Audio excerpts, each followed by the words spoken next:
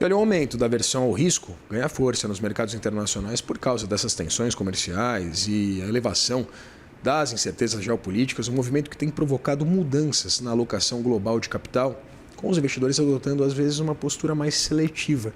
Para te repercutir essa aversão a risco e a mudança estratégica dos fluxos de capital, converso agora com Paula Zogby, estrategista-chefe da Nômade. Paula, seja muito bem-vinda, é sempre um prazer ter você aqui. Bom dia, Vitor. Prazer é todo meu.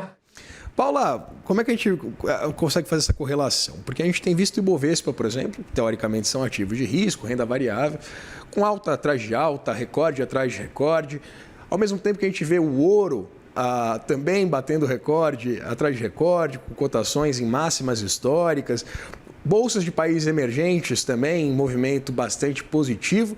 Como é que a gente pode falar em aversão a risco se o mercado acionário de renda variável está indo de vento em popa?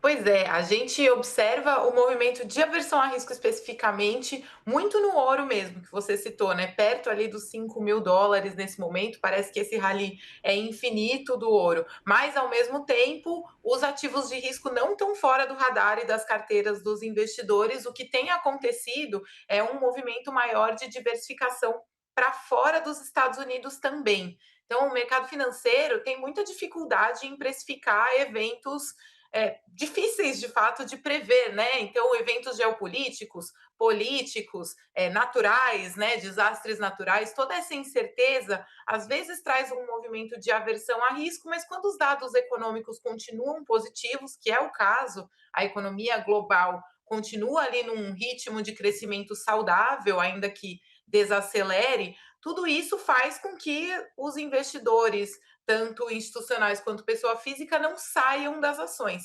E aí, nesse caso, a gente está vendo tanto o mercado americano continuar resiliente, já bateu alguns recordes esse ano, quanto mercados como o próprio mercado brasileiro e emergentes se beneficiarem. Só aqui para o Brasil já teve quase 7,5 bilhões em fluxo positivo de estrangeiros para a nossa bolsa, que é um sinal ali bastante evidente de que essa diversificação está acontecendo. O Brasil também é muito bom para carry trade, né? Os nossos juros entre os mercados emergentes, o juro brasileiro é o que mais está trazendo vantagem para fazer essas operações de carry trade, que é você tomar dinheiro emprestado em uma moeda e vender em outra para pegar a diferença de juros, né?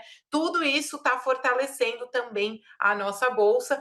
Tem um pouco a ver com aversão a risco, mas tem mais a ver com incerteza de para onde tudo isso vai levar os Estados Unidos e, nesse momento da Groenlândia, né, a União Europeia, que está nessa guerra, nova guerra comercial travada nesse ano. Pois é, né, Paula? E aí eu pergunto por que o Brasil vira, fora evidente, né? Você falava sobre o carry trade, esse diferencial de juros bastante relevante que a gente tem em relação às principais economias do mundo, notadamente os Estados Unidos. Mas o que leva o Brasil a ser tão atraente para o investidor estrangeiro com um nível de incerteza, principalmente pensando no cenário eleitoral, né? A gente vai ter, pelo menos essa é a perspectiva dos analistas, um ano de bastante volatilidade. O Brasil, principalmente a Bolsa brasileira, por que ela é a menina dos olhos de ouro nesse momento? Tem um pouco a ver com a ausência de más notícias também. Então, o Brasil está muito bem posicionado nesse contexto geopolítico, porque a gente está fora das polêmicas, né, de maneira geral. A nossa economia é um pouco não, né, bastante concentrada em commodities, inclusive o petróleo, que está bem volátil também, mas outras commodities também, né? Então, a gente tem a Vale ali como um dos principais componentes da Bolsa, tem o setor financeiro também com um peso bastante relevante, e o setor financeiro está num momento saudável, né, numa posição importante agora. Então, a nossa Bolsa, pela ausência de más notícias, né, por estar menos sensível, menos impactada por essas tensões geopolíticas e também pelo diferencial de juros, acaba sendo uma boa alternativa para quem quer buscar retornos elevados.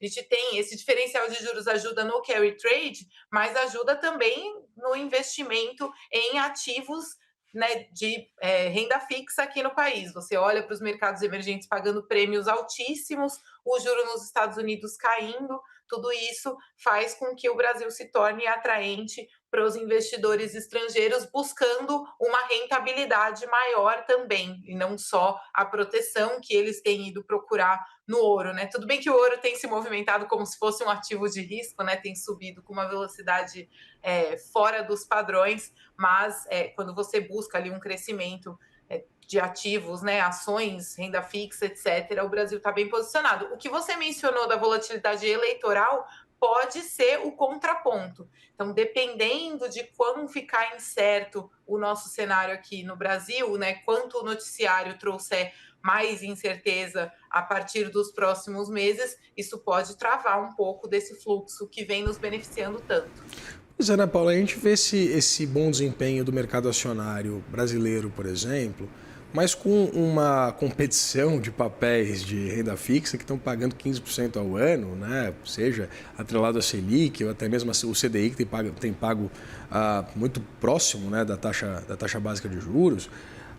Como é que a gente vê um índice Bovespa performando tão bem com uma concorrência fácil, né, de menos risco, com um prêmio tão elevado? Sim, é difícil, né, de escolher, digamos assim. Para o investidor pessoa física, né, esse costuma ser um dilema um pouco maior, porque o investidor pessoa física está mais acostumado com a renda fixa e a gente tende a olhar para esse juro altíssimo e evitar entrar na bolsa, né, entrar no risco da bolsa.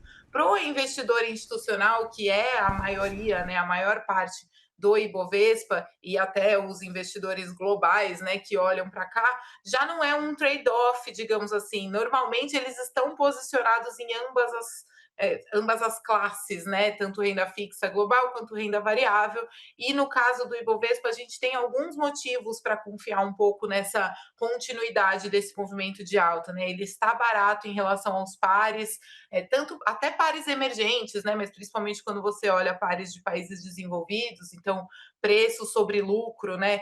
Continua barato nas médias históricas e na comparação global. A perspectiva é de um crescimento saudável aqui no Brasil. A inflação está parecendo relativamente controlada, né? Entramos ali na meta do Banco Central e os juros tendem a cair. Eles estão elevados, mas existe essa expectativa de que a Selic comece a ser cortada em algum momento ainda esse ano, talvez no primeiro trimestre, talvez no segundo. Então, isso também traz uma projeção positiva para os ativos de risco, tanto por essa comparação que você mencionou, quanto por diminuir os custos de capital da empresa, melhorar ali a lucratividade, né, e trazer mais fluxo também, e o dividend yield também, né, ficar um pouco mais atrativo. Conversei com Paula Zogby, estrategista-chefe da Nômade. Paula, muito obrigado pela disponibilidade de conversar com a gente. Obrigada, Vitor. Bom dia a todos. Você também.